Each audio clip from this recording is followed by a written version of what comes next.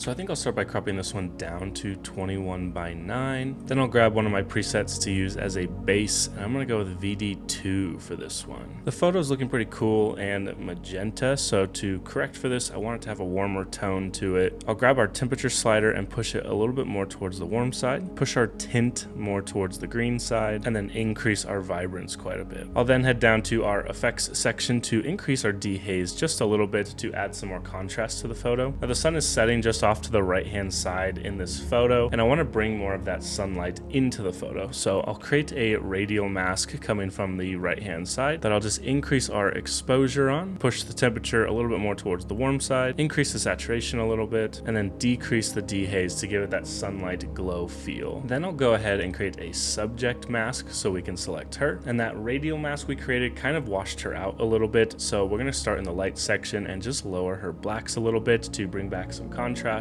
Push her tint a little bit more towards the green side to kind of even out her skin tones, and also lower her saturation a little bit. Then I'll create a linear gradient coming up from the bottom of the photo that I'll just subtract her from so that it goes behind her. And with that linear gradient selected, I'll just lower the exposure on it to create some separation between her and the background. And lastly, I think I'll just create a background mask that I'll just increase the saturation on to really make those fall colors behind her pop. I think I'll also lower the highlights a little bit on that background mask so we can bring back some detail in the sky and see a little bit more of those clouds we have back there. And I think that'll do it for this one. So here's our before and our after.